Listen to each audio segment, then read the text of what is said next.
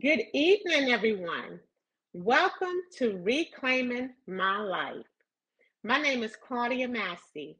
I am the visionary author of Amazon's #1 bestseller, Reclaiming My Life.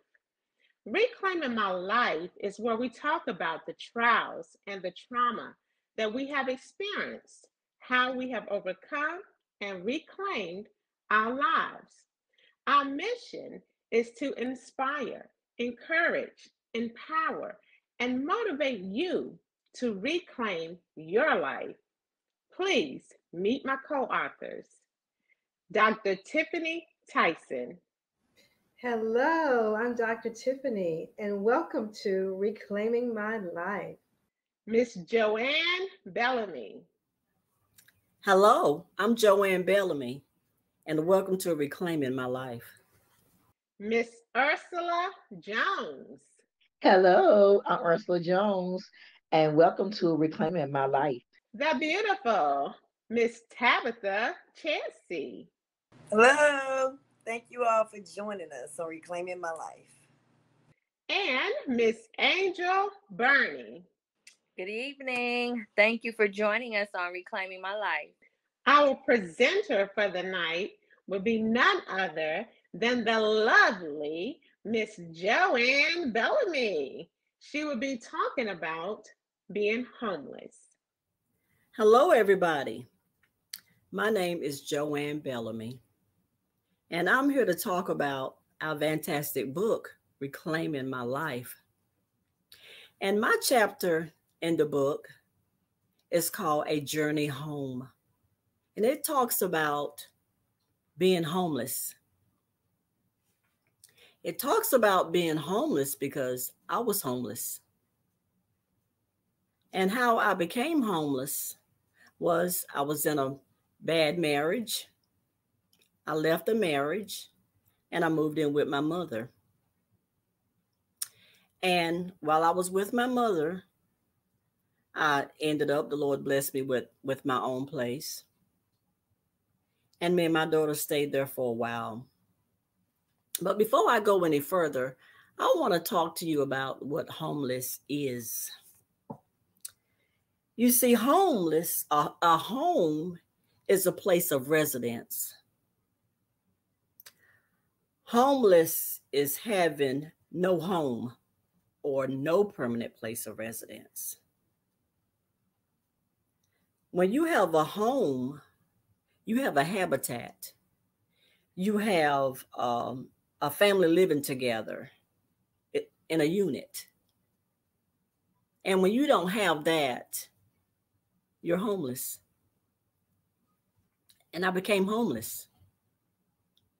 I moved in with my mom. I got my own place a year later. And everything was going fine, but the rent increased beyond my means. And I had to leave. Being homeless is not a good feeling. It brings about depression. It brings about, it can also deal with you having to go on medication.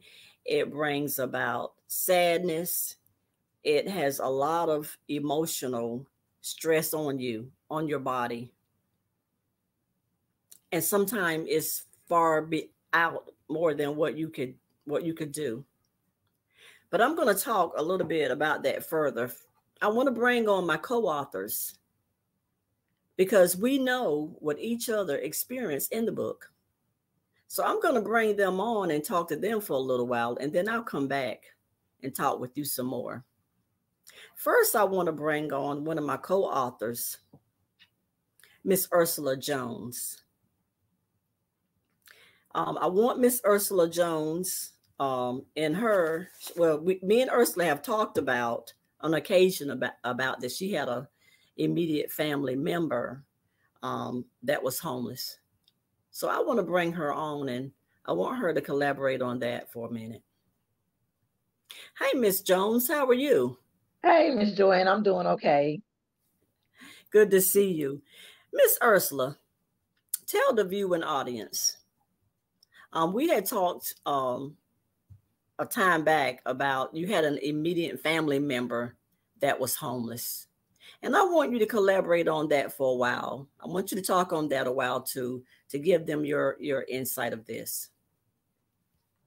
Okay, I did have a family member that was homeless, and it was my oldest daughter. My oldest daughter, she's on medication. She's she was diagnosed with paranoid, um, bipolar schizophrenia, and it caused her to be depressed and not know about what is she doing. Also, she was seeing things, and it was a lot of things that she was doing, but she was doing fine. But what happened was she stopped taking her medication, and she was taking injections. My daughter had a home to stay in, but she got evicted from her apartment due to not taking her medications. And when she got evicted, she could have moved with me. She could have moved with another family member. She could have moved with anyone. But because she wasn't on her medication, she wanted to live in the streets because she didn't want to uh, be a burden to anyone. And not only that, she wanted to stay in her own apartment. It saddened me because I couldn't do anything about it. I tried everything I could do, but because of her age and she's a grown woman, um, I would have had to have guardianship over her, paperwork, and all kinds of stuff. So it took a toll on my body. She was homeless almost like a year, out in the streets, walking around, sleeping on people's properties, washing in gas stations and laundromats. It was a rough time, and this lasted about a year. So when people talk about homelessness, I feel what they are talking about. My daughter was homeless. She was outside the streets. She stayed on the streets. She lived on the streets for about a year. So I can relate of Miss Joanne's story. Thank you, Miss Ursula. And that is so true because being homeless can bring about a sickness, Hmm. and it could also be suicidal Hmm. because it makes you feel unworthy. And like you were saying about your daughter, some people prefer to be homeless. They prefer to be out there. Um, when I had to leave my mother's, when I got evicted, had to leave, I ended up back with my mom. And I ended up having to be evicted from my mom's house. It was either that or either I was going to jail.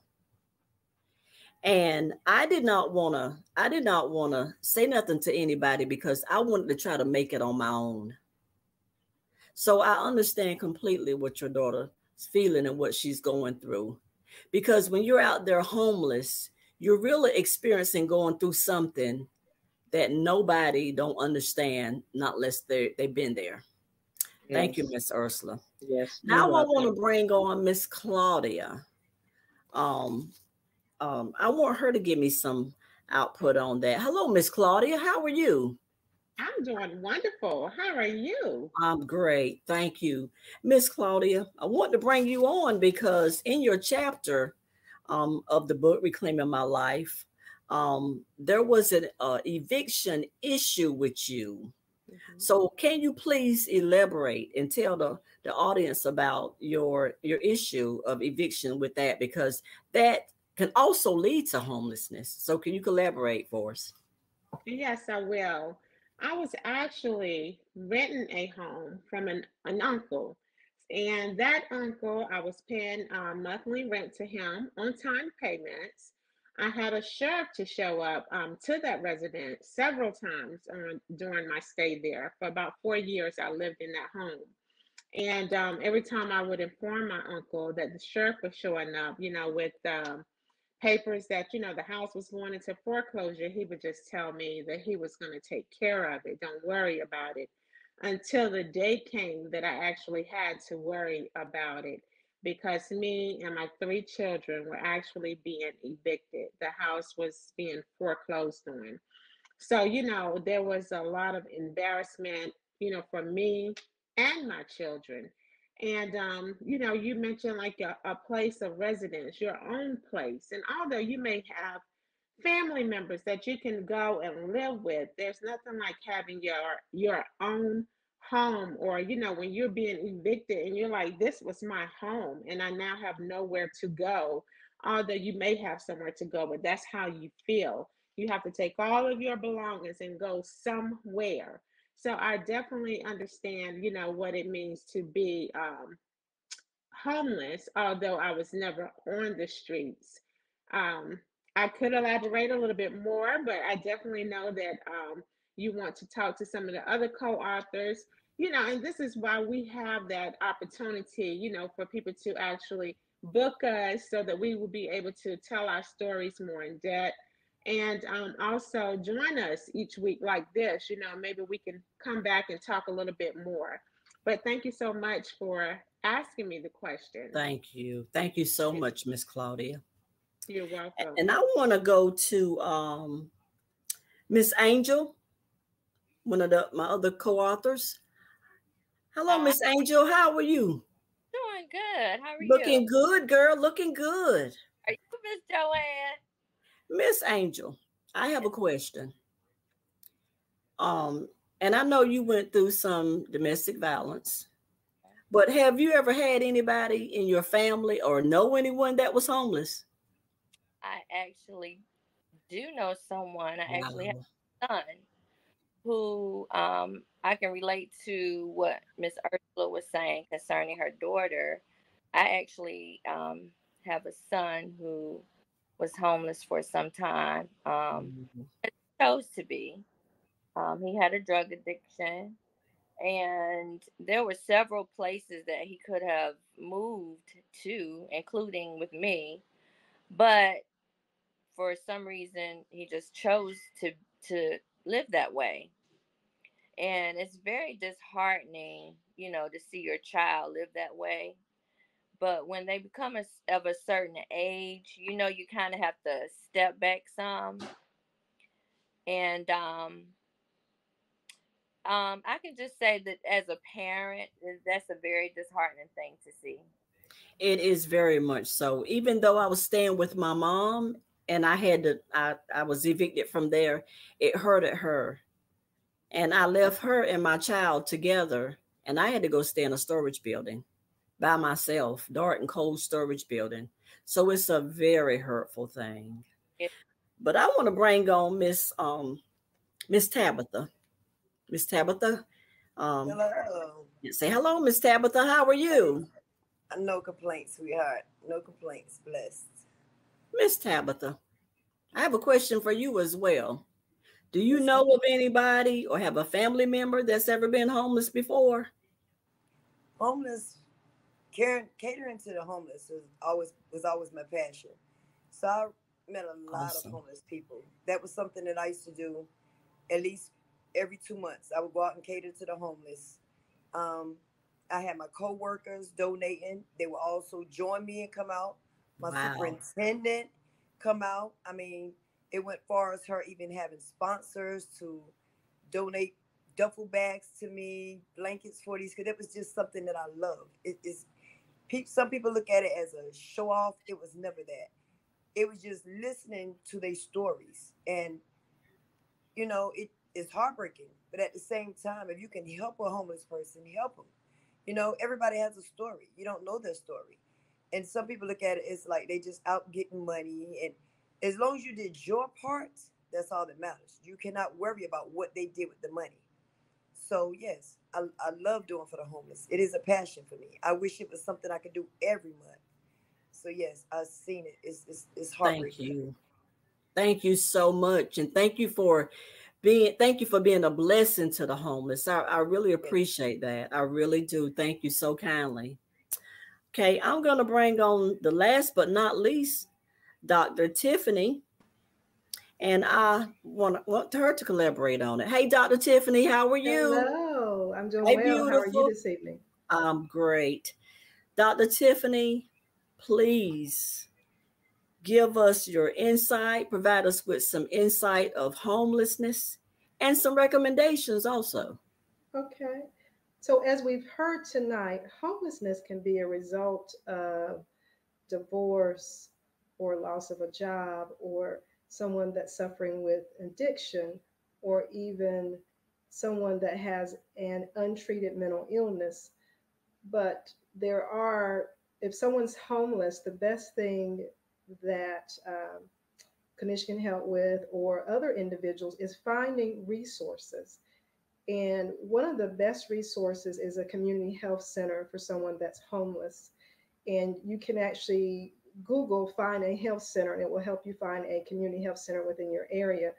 The health centers are actually federally funded by the government, and they offer unique resources, not only GED programs for individuals that may need education, but they also offer trades such as construction or truck driving or dental hygienist. So they offer GEDs and other forms of education, but they also offer medical care, dental care, and psychiatric care.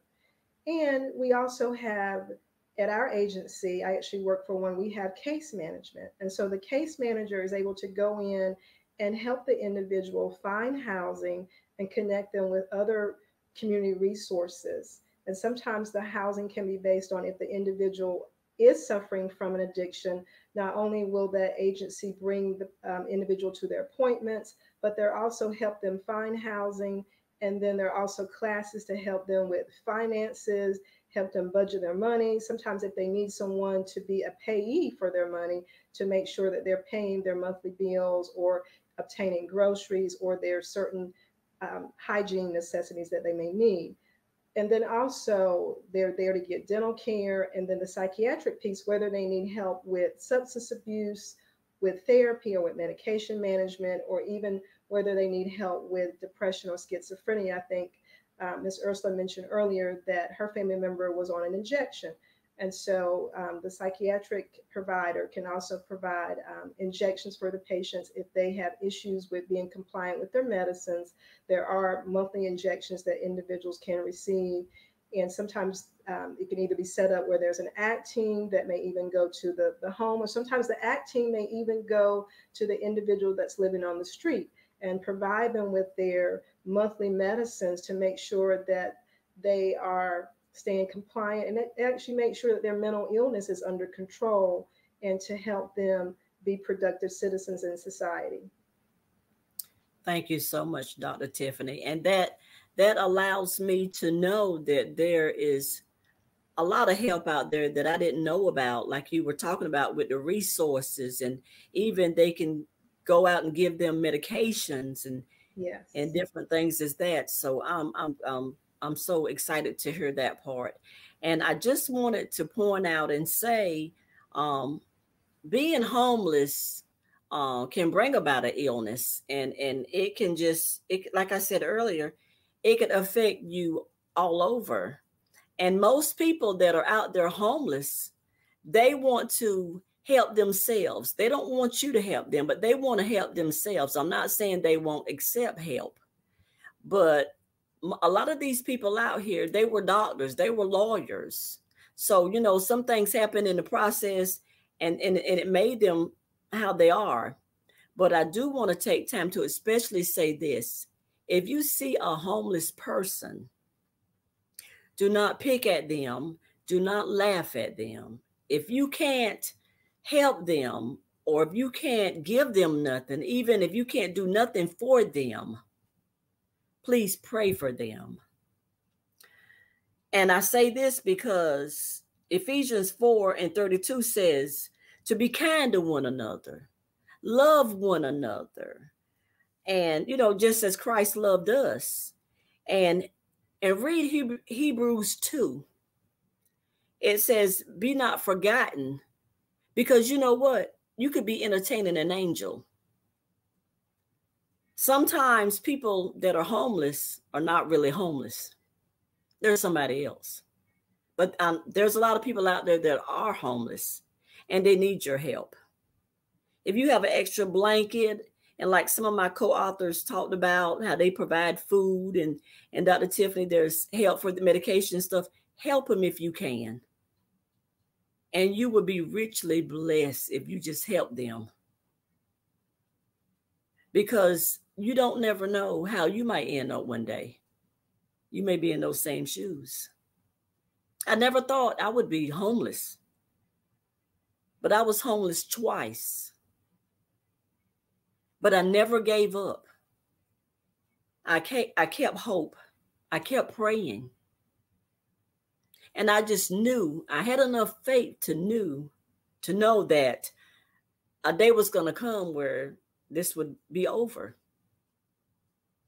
Because not only was I homeless, my child was homeless. And I'd rather for myself have been homeless than for her. She was homeless a month. I was homeless longer. And I just kept praying, and God opened up a door. And any way I could help the homeless, anything I could do, provide food, or give them anything, I do. And most of all, I pray for them, because as Dr. Tiffany said, there's hope for them. There's resources there. Now they have soup kitchens, and they have where they could get expensive apartments and places to live.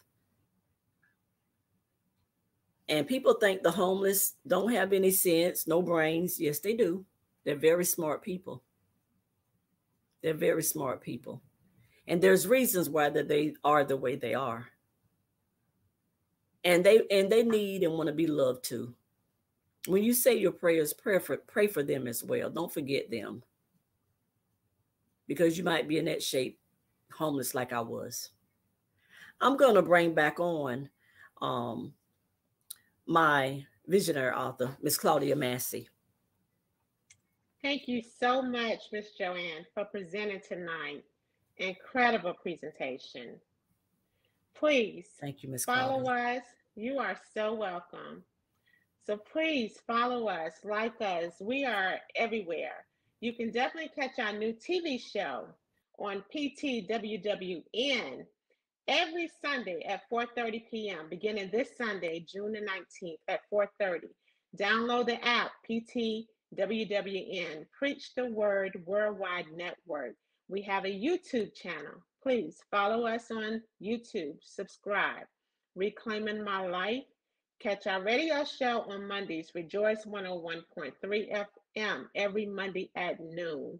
And as always, we're right here on the podcast. Thank you so much for joining. We pray that whatever you're going through, that you know that there is hope and you too can reclaim your life.